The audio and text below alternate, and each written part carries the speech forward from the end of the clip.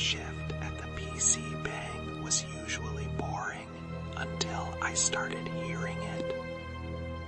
Every night, quiet clicks came from booth 7, despite it always being empty. It sent shivers down my spine. I checked the system, but booth 7 showed no active user, no login.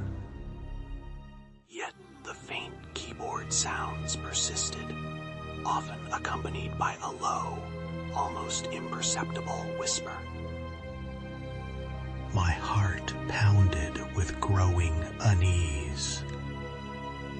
The key clicked. The door creaked open, revealing a child's worn backpack.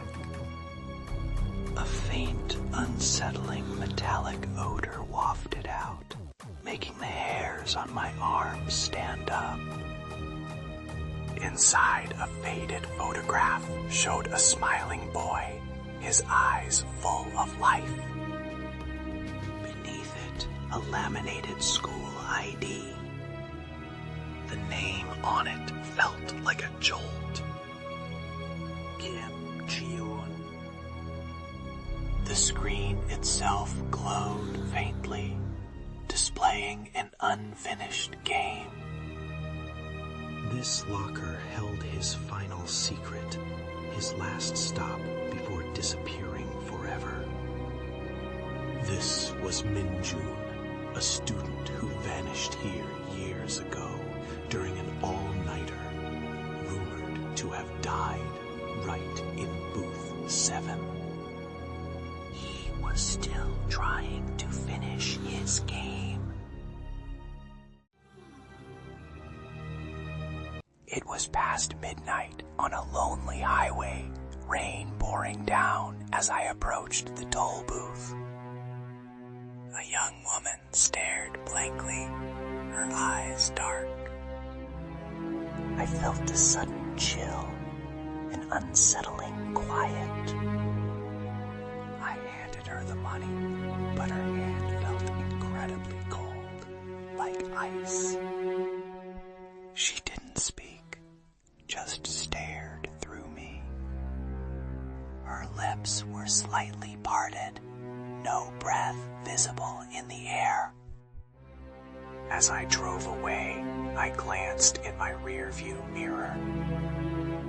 She wasn't just staring, she was looking directly at me.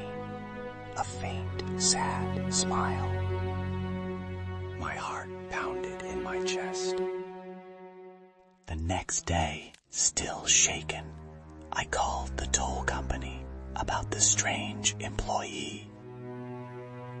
Checked records. No one matching her description ever worked there. It was an old, abandoned section. Then, an old newspaper article revealed the shocking truth. Years ago, a young toll collector died in that booth during a late-night accident.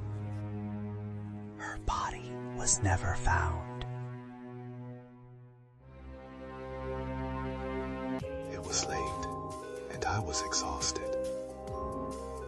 That diner booth number 9 seemed perfect for a quiet moment. But a sudden icy chill enveloped me instantly, even though the heating was on. My coffee grew cold instantly. A faint whispering sound emerged from the empty seat opposite, too soft to decipher. I tried to ignore it, telling myself it was just the late hour playing tricks.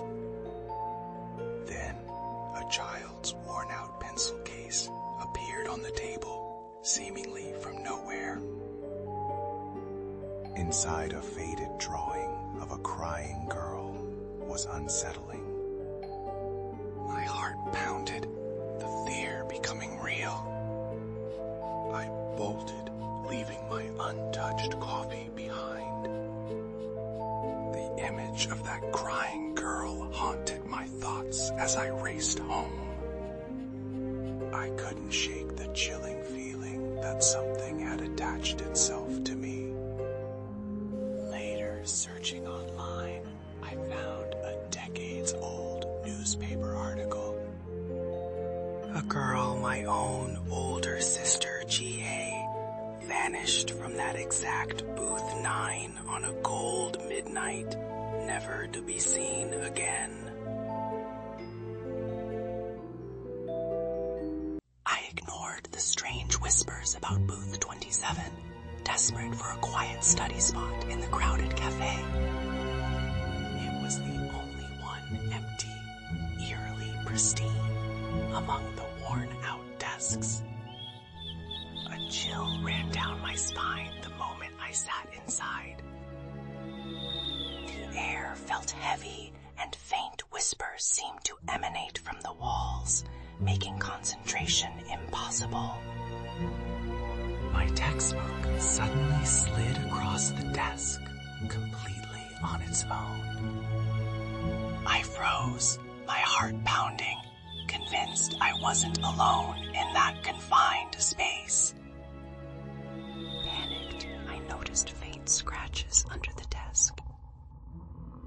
A name, Binge, carved repeatedly, along with a date from years ago, almost obscured by new marks. Later, I looked him up. Min Jun was a student who vanished from this very booth decades ago, leaving behind only his half-finished exam. He never truly stopped studying there. At the bustling Norebang, only booth 13 was mysteriously available. A strange chill hit me as I stepped inside, the air feeling heavy. It felt unsettlingly quiet, a truly forgotten space.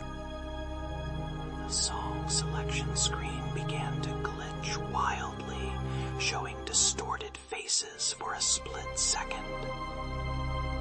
Then, a faint, melancholic whisper seemed to come from the speaker, not the usual background music. A haunting, unfamiliar melody started playing automatically, not one I chose. The temperature plummeted, making my breath visible. I felt a cold touch on my shoulder. Suddenly, the screen flashed a distorted message.